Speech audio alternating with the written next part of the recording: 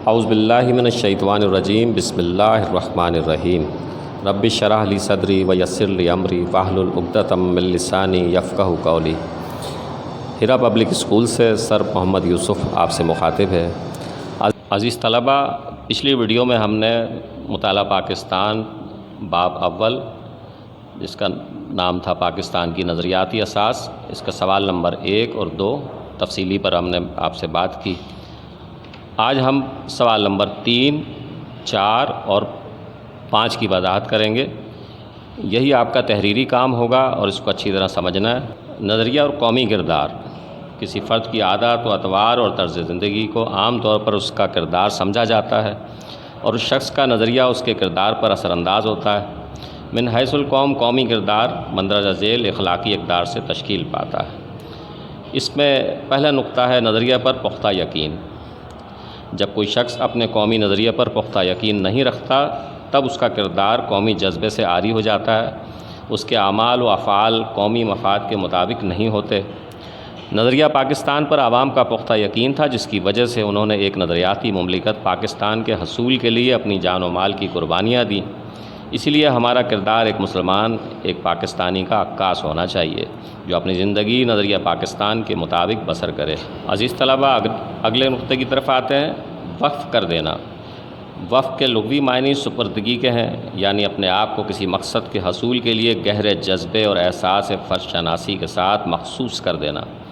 جو شخص قومی نظریے سے مکمل ہم آہنگ ہو کر کام کرتا ہے، وہی صحیح معنوں میں قومی مفاد کے لیے اپنے آپ کو وقف کر دیتا ہے۔ تیسرے پوائنٹ کی طرف آتے ہیں۔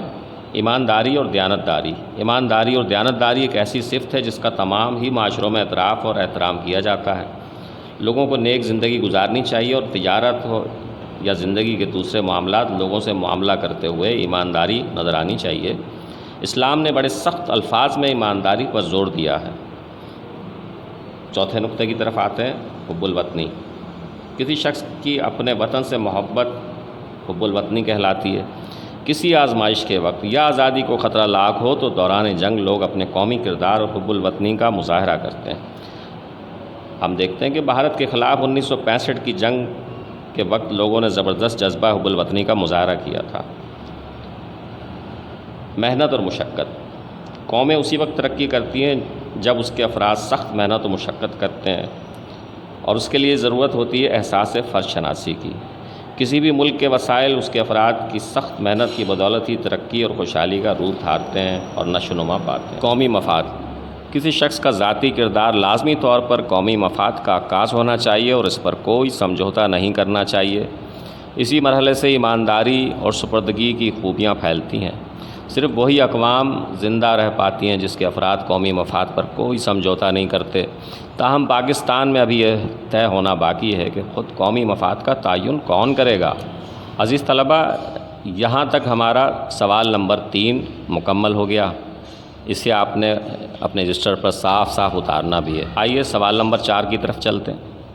نظریہ پاکستان کے بارے میں قائد اعظم کے ارشادات کا جائزہ لیں گے ہم۔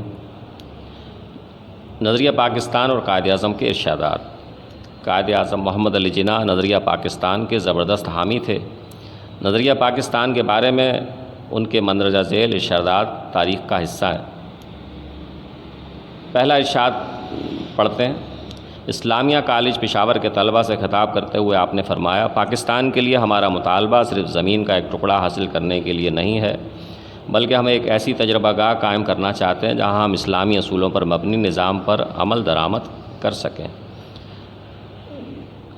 دوسرے ارشاد کی طرف چلتے ہیں۔ 1940 میں مسلم لیگ کے تاریخی اجلاس کے موقع پر لاہور میں آپ نے فرمایا، ہندو مت اور اسلام یہ محض 2 مذاہب نہیں بلکہ یہ 2 معاشرتی اور مدنی نظام ہیں، اور یہ سوچنا کہ ہندو اور مسلم مل کر ایک قوم بن سکتے ہیں صرف ایک خواب ہے۔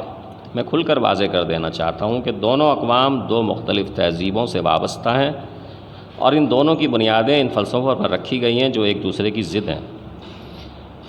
نمبر 3، جنوری 1941 میں قائد اعظم نے فرمایا، ہندوستان کبھی بھی ایک ملک یا قوم نہیں رہا، بر صغیر کا معاملہ بین الاقوامی ہے۔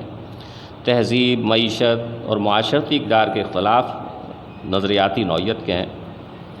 چوتھے ارشاد کی طرف چلتے ہیں۔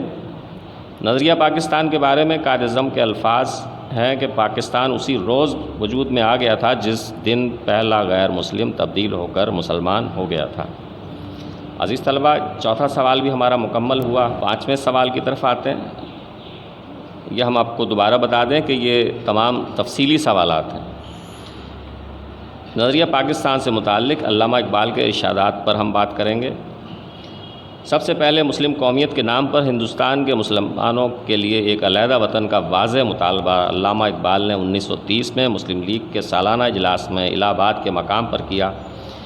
انہوں نے اپنے صدارتی خطبے میں فرمایا، ہندوستان ایک ملک نہیں بلکہ بر صغیر ہے، جہاں مختلف مذاہب کے ماننے والے اور مختلف زبانیں بولنے والے لوگ آباد ہیں۔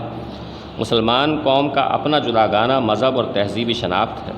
تمام مذاہب اور اقوام کو مسلمانوں کے دینی اصولوں کا ثقافتی اور معاشرتی اقدار کا احترام کرنا چاہیے۔ انہوں نے اپنے اس خطبے میں مزید فرمایا کہ مجھے ایسا نظر آتا ہے کہ پنجاب، شمالی مغربی سرحدی صوبہ، سندھ اور بلوچستان ضم ہو کر ایک ریاست بنائیں گے۔ مضبوط اور مربوط شمالی مغربی مسلم ریاست کا قیام کم از کم شمالی مغربی ہندوستان کے مسلمانوں کی آخری منزل ہے۔ علامہ اقبال کے نظریہ پاکستان کی وضاحت ان کے خطبہ الہ آباد سے بالکل واضح ہو جاتی ہے۔ وہ مسلمانوں کو ہندوؤں کی بالادستی اور غلامی سے محفوظ رکھنا چاہتے تھے۔ عزیز طلبہ، اس باب سے متعلق مشکل الفاظ اور جملوں کے معنی و مفہوم آپ PDF کی فارم میں دیکھ سکتے ہیں۔ خدا حافظ۔